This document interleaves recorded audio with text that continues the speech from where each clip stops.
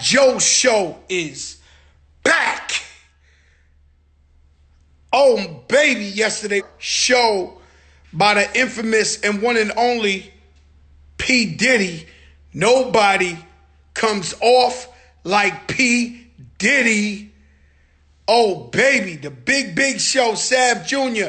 Tonight we got some big people on the check-in. You're going to learn a lot today. I'm going to see if my brother on here yet. Is he on here yet? He's supposed to be. Let me check.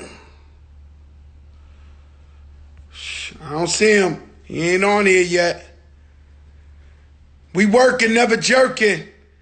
Rest in peace, Fred the Godson. Hovain, what's good? The Swiss. Yo, Swiss is on the check-in. The Joper show. Oh, God, man. Coronavirus. Rest in peace. Alpo TS. You see DJ Khaled shout you out. Rest in peace. Fred the Godson, my little brother. We love you so much, man. We praying for you and your family. Corona and everybody who's going through something. Let's get. You never know. You never know. Joe. Yo, Dream, what's up, Playboy? What's up, baby? How you doing, man? Man, I'm doing pretty good, man. How you doing, man? I'm great, man. I'm great. I got family with me, man. You know, I just been home, staying safe. And, you know, in this coronavirus, it's like everybody I know that really listened and really stayed home, they never got sick. And then whoever played around, Yep. you know, they got sick. You know what I'm saying? Yep. You're right. You know, you're right, and, bro. And you know, this is a serious time. It's a scary time. What you been doing with your time on quarantine? Oh man, I'm in school. I'm back in school right now, so I've been doing my classes every day over at Savannah College of Art and Design. And of course, I released the album last week, and I'm still working. You know, I still record myself. So it's just been, you know, it's been good over here. All the kids over here, you know, we chilling, man. They, you know, in the pool, out the pool, making sure ain't nobody going nowhere. Making me a little espresso right now so I can wake the fuck up. Yeah, me too. I got me a yeah, little, I ain't even gonna lie to you. I guess that's some grown man shit. I got me some black coffee, appetite suppressant. Hey, you know that's I just made espresso right now. There you go. That's what I'm talking. See what I'm saying? You know, the God trying to step up. Sex Tape 4, new album in the streets. New album in the What streets. was it Sex Tape inspired 4. by? You know, it's Tape inspired 4. by it's inspired by being at home.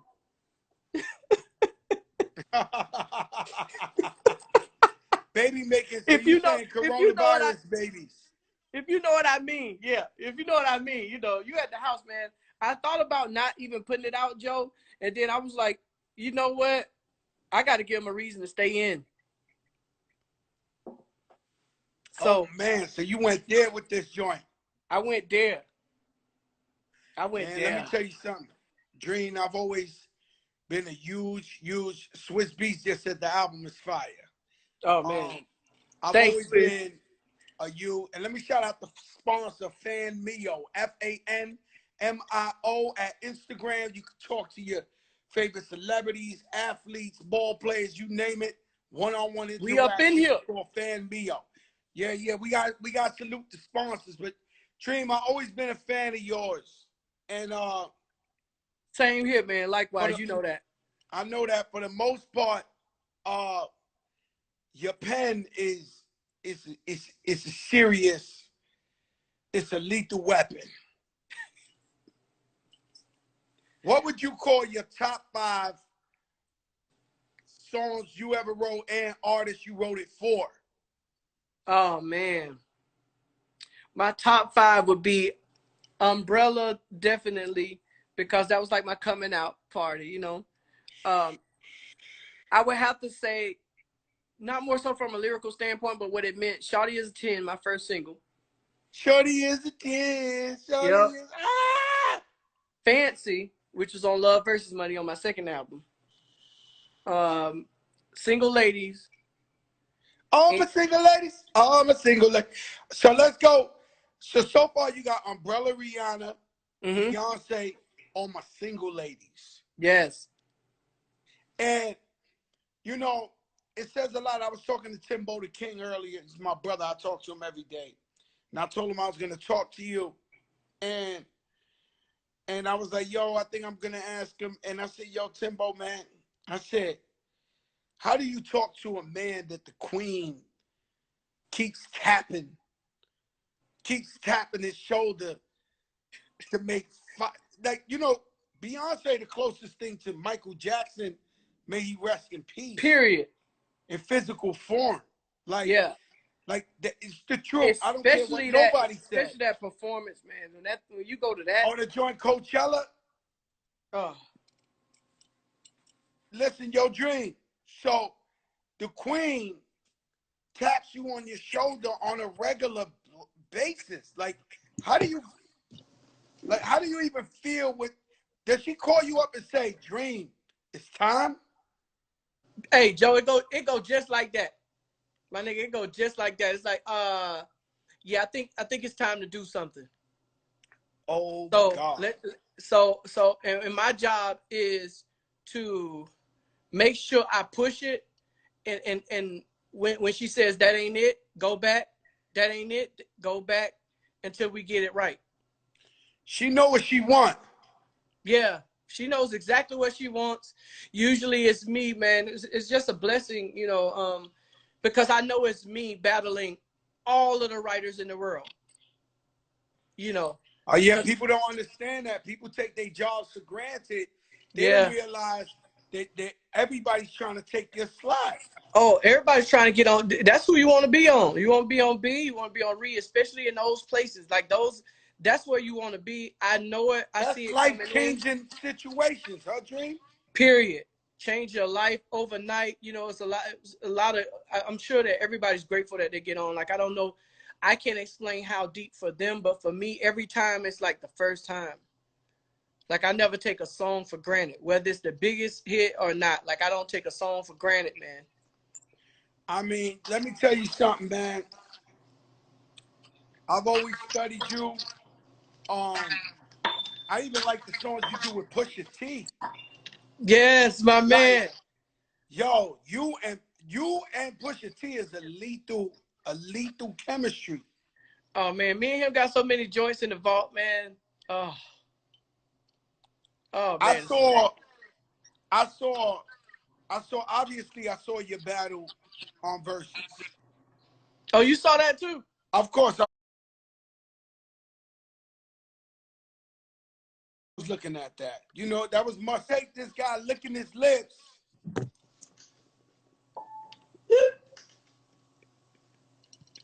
No one should do that. Nah, come on, B. I love Sean Garrett. He's one of the greatest of all times. I actually know him and say what's up, and I just can't believe he was there licking his lips and doing all this shit. I couldn't take it. Like, that's actually that's the only battle I couldn't watch. Oh no! Don't tell me that. You hurt my heart. Nah, yo. But we set it up, you though. Gotta stop. I can't stop.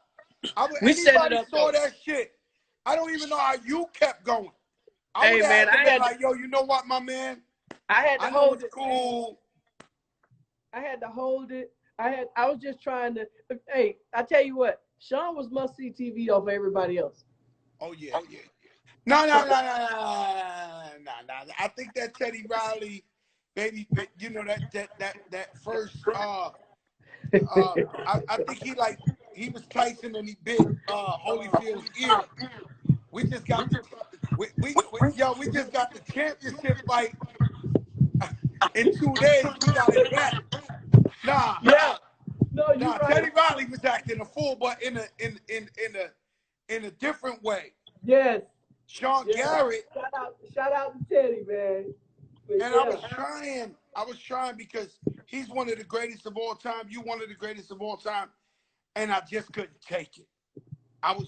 watching the shit, and I was like, yo, this is too much. Like, and you know what's crazy? When people don't have real friends to tell them, like, yo, you gotta chill, B. Like Oh for man. real. Oh Like man. Yeah. somebody Well, had to tell Teddy Riley that first battle, like, yo, the shit is an echo. Stop. You got too much shit going on. oh man, Get to the we laptop and the always phone. hitting everybody over there like, yo, come on, just look at the phone, bro. Unbelievable. And so last night I had the big guests. No one comes off like P. Diddy. Yes. And so you on the Fat Joe show, you got your work cut out because I went toe to toe with Diddy for like 60 minutes and he talked Biggie stories, wife stories, all. But Diddy said yesterday for the first time that he's in conversation with Dr. Dre, right? For the versus battle. Yes. Who do you got in that battle? Man, you know what I got? Popcorn. I like that. I like that answer right there. Yes. You got popcorn, huh? Yes. That's what I ain't I gonna got. lie to you. So far, I haven't lost in a prediction. Oh yeah. I have not. I have not lost in a So prediction. who you taking then? It's a big problem. It's a big problem because I got too much going on. So like I did the math. Okay. And so Dr. Dre got all that 50 Cent catalog. Oh yeah. All that Snoop Dogg catalog. That all that Eminem catalog. NWA. Pop. Mary J. Blige, let's get it drunk and funk and on it. It's like,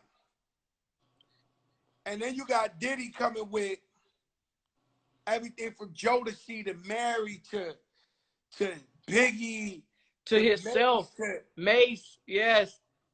Anything, any like he got Missy records. He got stuff that you don't even, and it's stuff like that people forget. And I use songs for examples like, can't you see what you do to me? I'm like, y'all miss total. I was like, y'all don't even understand. Yeah, 112, but and then when I think of him, I think of that Tina Thompson. Oh. That Tina Thompson with Missy was like higgy out, higgy. Man, come on, man. Yo. Like I said, I got popcorn. I ain't picking. Yeah, nothing. I feel like I'm going to a concert. Yeah, I think this one will really be a celebration because it just got to the point. Same thing happened with Babyface and Teddy Riley, and I ain't gonna lie, I picked Babyface. And, because he's one of my top 5 artists of all time. I got Luther, Michael Jackson. Then I got either Sade or Babyface right there. So either Babyface and then Sade or Sade, Babyface. Right. And then my 5th one, I'm going to think about that one because that's a hard one. But those are I think maybe El DeBarge. Oh, man. Oh, no, hold up. I'll take that back. Stephanie Mills right there. No, you did. You did not just say Stephanie Mills. I said Stephanie Mills. I got 2 ladies in my top 5. And I just think nobody can ever sing better than Luther Vandross. If I could go 6, Big Bang, ATL on the check-in. If I could go 6, it'd be El DeBarge. But Stephanie Mills, she just means too much to me. See, I got like Otis, Prince, Sam Cooke.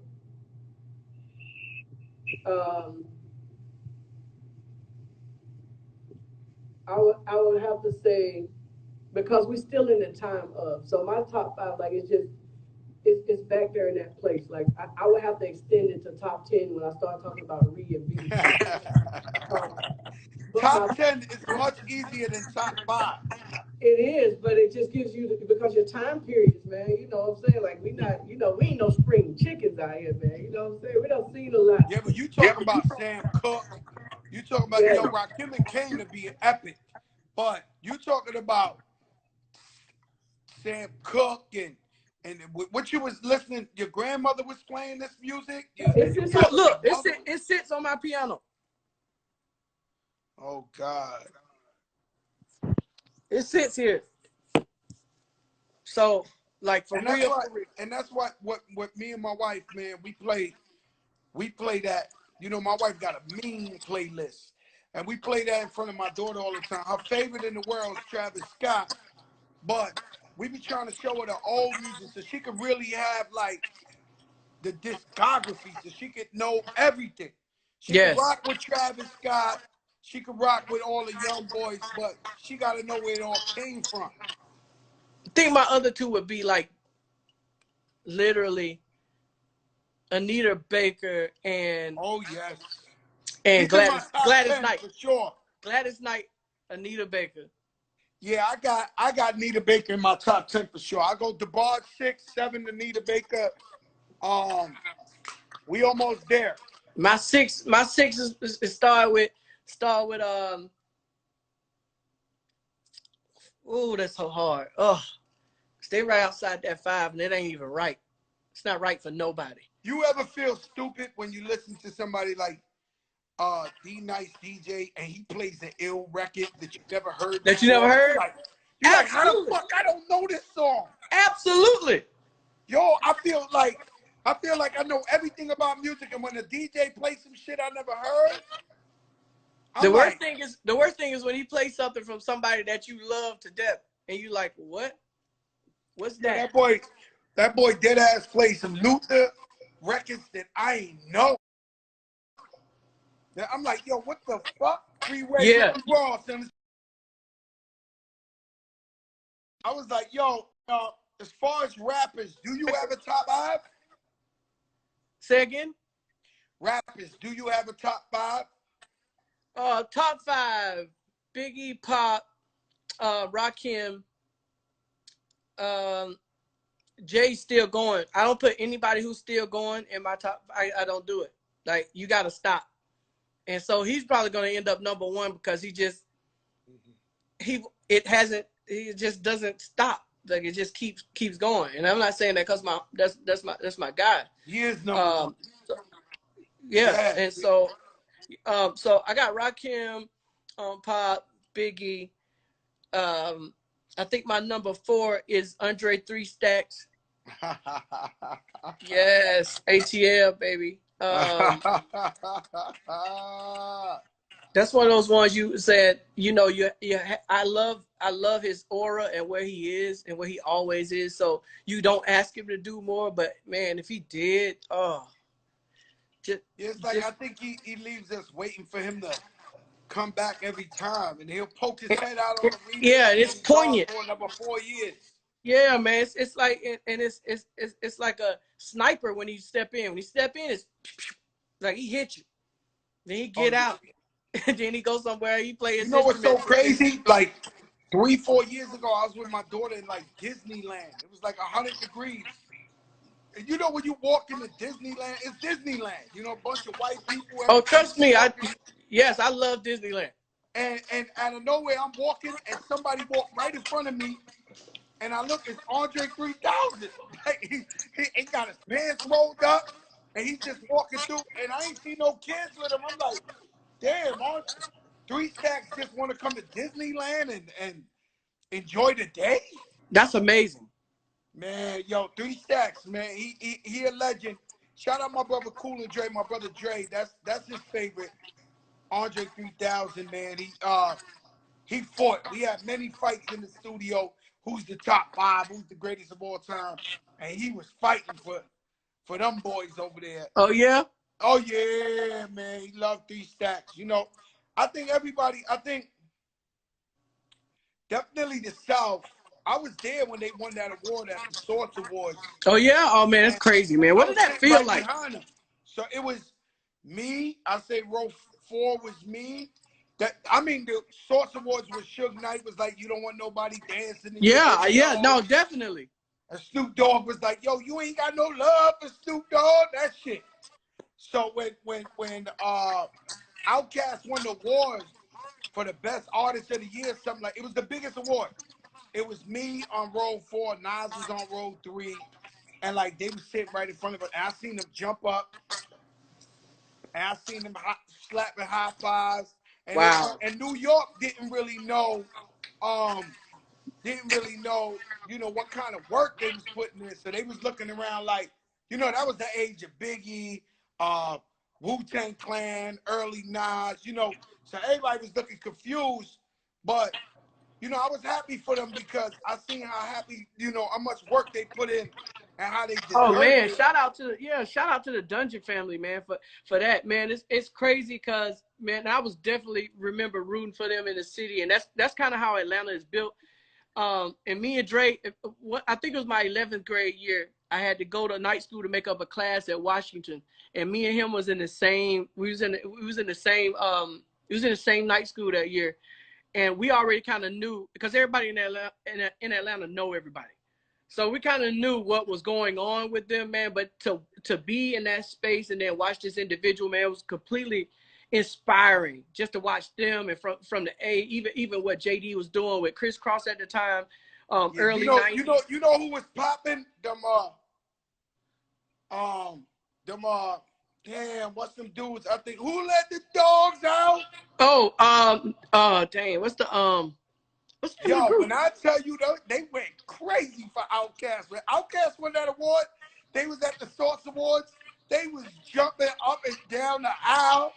I Man, that's what think I'm that was talking in about, Miami man. or Atlanta. The Who Let the Dogs Out? Like, yo, I don't know if that was I think they was I-95 something. Their group was something else. But That actually sounds about right. Cause at first I thought you was talking about the group.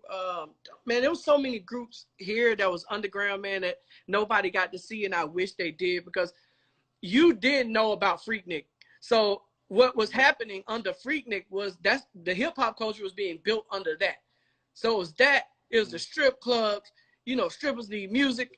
So it was going to happen one way or another. I think once we figured out the business of the music business when LA brought LaFace here, we figured out the business. At first, man, it was 95 South. I think there was the 95 95 South South. boys. Yep, that's Yeah, it. yeah, yeah, yeah, That's yeah. it. Them boys was going crazy, man. Yes. But let me tell you about Atlanta. Atlanta's always been beautiful to me. I always believed that one day I'm gonna end up like probably I might die in Atlanta. Like, I might go retire in Atlanta, right? Because I grew up in New York. I live in Miami, but I just love Atlanta whenever I go over there. And one thing I've always been jealous of Atlanta is of you guys' unity. Yeah. And I've watched interviews from guys in Atlanta. They be like, "Yo, we just show up the drama studio and we jump on a joint together right then and there, and it's a hit."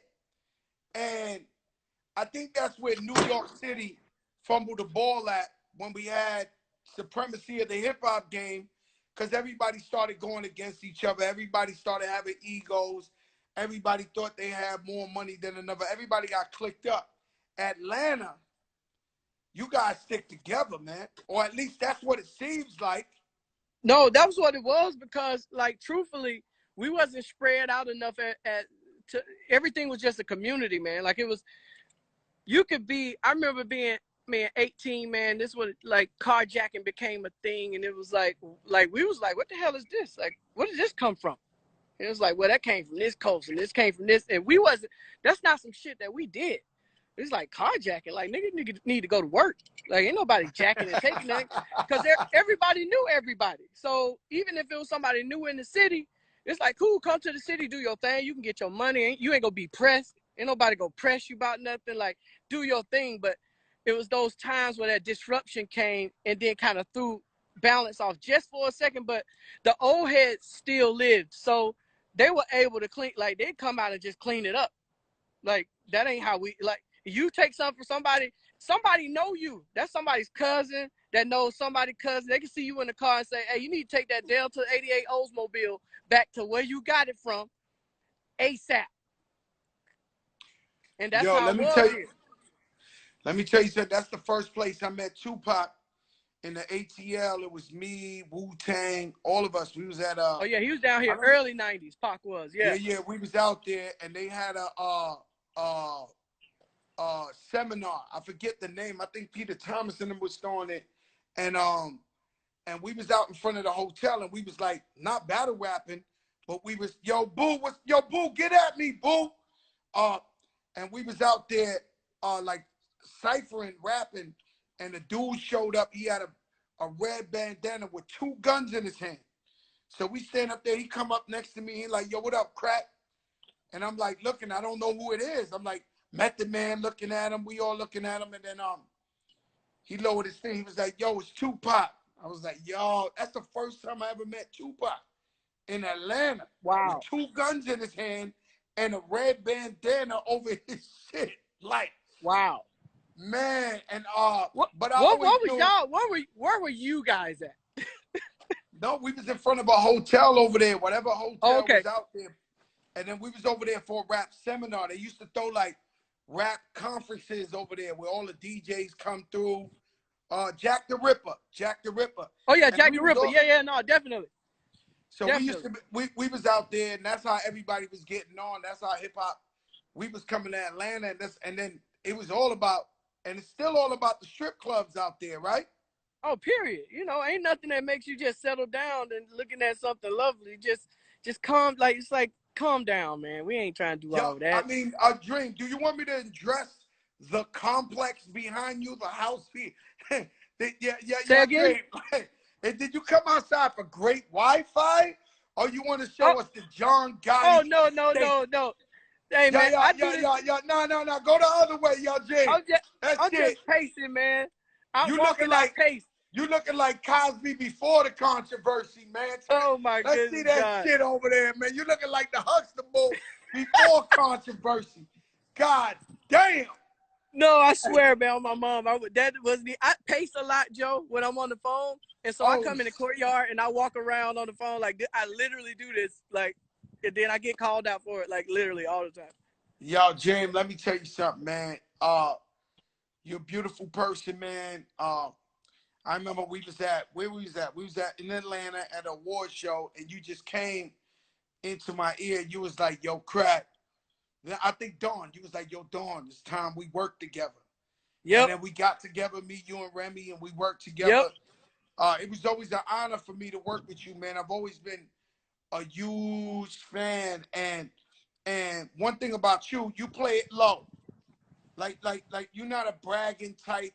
Like, you work on a lot of big shit, and you like part, cause like I remember, there was some Timbo had played me a record with Justin Timberlake with something with this, and you was in there somewhere, and he was like, yeah, me, the Dream, and this, and it just was like, yo, the Dream be involved with shit, and you don't know he's involved with shit. But he put his 2 cents in that motherfucker. Oh yeah, I gotta put a 2 to a 10 cents in on it, Joe. Yo, man, that shit crazy, man. Listen, let me tell you something. The album is called Sex Tape. You going back to school? Why are you going back to school? I'm taking on luxury fashion right now. So everybody's been around. It's like what you just said. Like it's a lot of things I do, like I just don't really mention it. And when you see, especially friends of yours succeed in a certain type of way in something that you feel like you all are kind of involved in and like love the same, it's just one of those things. I was like, well, let me go and get this bachelor's real quick, you know? Before I let you go, Dream, what's your real affiliation with Jay-Z? Because I feel like you in the real family when it comes to Rock Nation and Jay-Z. Oh man, I don't even know how to say it, man. I remember when I first met Jay, I wrote Umbrella, and I remember they were saying Jay was going to get on the record, and so me and Jay had not met ever, you know, and so cut to, I started working with Rihanna on the rest of that project, Good Girl Gone Bad. And eventually, of course, I would catch up to Jay, and I went up to New York, and he changed. There was a rap before the Umbrella rap that's there now. He had did another rap before that, something that you didn't know. So the rap got changed to that one, and I remember him asking me, and this is how I knew, like, this is a dope nigga right here. This nigga's on top of the world. This Jay, he comes out, and after he cuts it, he said, "What you think about that one?" I was like, "See, now that shit right there." And then immediately, you know why certain people are great, and you know why certain people just don't make it. Like he doesn't. I can call him right now to talk about whatever. Like we crack on each other like all the time. And it's not like we skipping down the block. I can't go and rewrite time like we hung out in '92. The only thing I can say about our relationship is that it's past solid, you know, and we've been through like a lot of great moments. Like it's never been no friction, ain't never been nothing but love. My word has always been my word, and I think it's just people respect the same things about people, you know, and I'm fortunate to have all of those guys in my life. Reed, J B, Jay Brown Listen, over there, Ty, the whole Jay, clique. Shaka Pilgrim is my girl. Like that's my boo. DJ Khaled just asked me to ask you about the time in Def Jam, a meeting you and him had at Def Jam. Do you recall that? Uh-oh. Probably. It I was mean, probably more he than told one me to though. ask you about it, to talk about it. I need him to put more context to it, because I'll be done said, Hey, yo, you know, Khaled, what you talking about, man? If you're going to ask a question, Khaled, yeah, tell tell what me you what talking you want about, to talk Khaled. about, Khaled. Text the question. Yeah, I know meetings. Which meeting? What meeting? Like, right, like what meeting? But no, like literally, I'm sure he gonna tell us exactly what he's talking about. Oh, But yeah, he going. yeah, I'm waiting. He typing up over there. But no, definitely, like, so it ain't been nothing but love, like, for everybody, and it's just one of those things, man. You can't count who you're gonna know when you get ready to leave Earth, in the middle of your life, in the beginning of it, you know. But it's certain people you just take and you attach yourself to them as they attach themselves to you, and you just give them the same type of love they're giving you back, and you take that to the grave, you know. So Yeah. our shit, I want to say from my standpoint, and anybody that really knows me, not internet know me, or not listening to my rec, but know me, you ask me for something, like, word is bond, like, it is what it is. And it may be a time I miss something, but it's not on purpose. You knew that the Okay, intention, my Khaled intention is said, always good. I was saying Dream was a great executive. Always show me love in meetings. I'm just saying he was a great executive. Oh man, this was just crazy, because at the time Khaled was with Ross real thick at that time. And I remember standing on the desk saying they was looking for a president or somebody to run Def Jam, and I was like, man, y'all need to let Ross run it. And he's like, what you mean? I was like, y'all need to give it to Ross. Like Jay went to do his thing, and I'm like, yo, give it to him. Let him, let him do it, and cultivate the vision of what that is. Because I knew Ross loves I know he loves a certain thing about our culture and how it looks and how it's gonna feel. It ain't gonna be no bullshit. So I felt like at that time, not even me, they didn't give a fuck about the records I written or whatever it was. I knew that Ross and Khaled at that point were unstoppable. And I was trying to get Ross in that seat. And people know that's probably on here listening and knowing that I got in those meetings to say that about people, you know. And so, and also, like Jordan, in some meetings where people just didn't like hearing me say the shit got to be great, and I can't do nothing about that. So Now we want it great. I know exactly what you're saying. Yo, Dream Man, thank you for stopping by. This is the Fat Joe Show, aka the Jopra. Diddy The called me Jopra, Jopra. and Hey I'm man, I need a keeping that. hoodie. I need a I hoodie went with from that on it. Fat Joe to Gangster to Krill's Mania to Joey Crack to now I'm Jopra Hey man, himself. we got to go to TV with that one. Jopra. Oh no, stay tuned. Stay tuned. One love. Thank you for having me, Joe. By. Thank you for having me, Joe. Love you, Love brother. y'all. Be good. Love you. Damn, man, the dream.